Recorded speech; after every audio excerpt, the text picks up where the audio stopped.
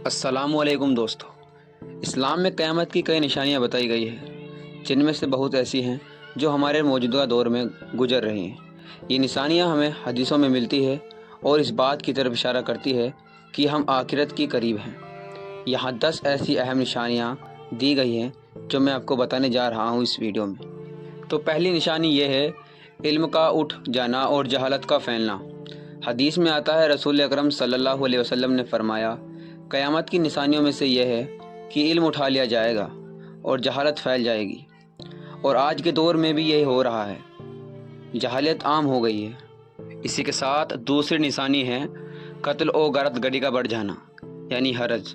एक हदीस में है, नबी करीम सल्लल्लाहु अलैहि वसल्लम ने फरमाया, क़यामत क़याम न होगी जब तक कि हरज ना बढ़ जाए। सहाबा ने पूछा, हरज क्या है? रसूल ने फरमाया, कत्ल। और आज के दौर में दुनिया भर में हिस्सा, आतंकवादी, गृह युद्ध और आपसी मारपीट बहुत ज़्यादा बढ़ गई है। लोग छोटी छोटी बातों पर एक दूसरे की जान ले लेते हैं और खून खराबा आम हो गया है। तो क़यामत की तीसरी निशानी ये है कि वक्त का तेज़ी से गुजरना, यानी वक्त तेज़ी से गुजरेगा। एक हदीस में है, नबी करीम सल्लल्लाहु अलैहि वसल्लम ने फरमाया, क़यामत क़याम न होगी जब तक कि ज़माना करीब न हो जाए, यानी वक्त तेज़ी से न गुजरने लगे।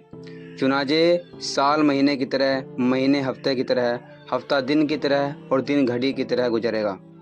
आज के दौर में लोग अक्सर शिकायत करते हैं कि वक्त बहुत तेज़ी से गुजर रहा है। ऐसा महसूस होता है जैसे अभी सुबह हुई थी और शाम हो गई। यह हदीस की एक बहुत वाज़ेह निशानी है। क़यामत की चौथी निशानी है सूद, यानी ब्याज का आम होना। एक हदीस में है, रसूल करीम सल्लल्लाहु अलैहि वसल्लम ने फरमाया, लोगों पर एक ज़माना ऐसा आएगा जब हर कोई सूद खाएगा। अगर वह सीधे तौर पर सूद नहीं खाएगा तो उसकी गर्द यानी धूल ज़रूर उसे लगेगी। तो पांचवी निशानी है इमाम महदी का ज़ुहूर। इमाम महदी नबी करीम सल्लल्लाहु अलैहि वसल्लम की औलाद में से होंगे और इनका ज़ुहूर क़यामत के करीब होगा। वो दुनिया को अदल और इंसाफ से भर देंगे, जैसे वो पहले जुल्म और ज़्यादती से भरी होंगी। तो नंबर 6 निशानी है दज्जाल का निकलना। दज्जाल क़यामत की सबसे बड़ी निशानियों में से एक है। वो फितरा फसाद फैलाएगा और ख़ुद को खुदा होने का दावा करेगा। उसकी एक आँख होगी और उसकी पेशानी पर काफिर लिखा होगा। तो इसी के साथ छठी निशानी ये है 3 बड़े ज़मीनी धसाव, यानी क़यामत से पहले ज़मीन में 3 बड़े धसाव होंगे। ज़मीन पूरी तरह से धस जाएगी, एक पूरब में, एक पश्चिम में। तो 7वीं निशानी है याजूज और माजूज का ज़ुहूर। याजूज और माजूज अल्लाह की मखलूक हैं जो ज़मीन में फ़साद फैलाएंगे।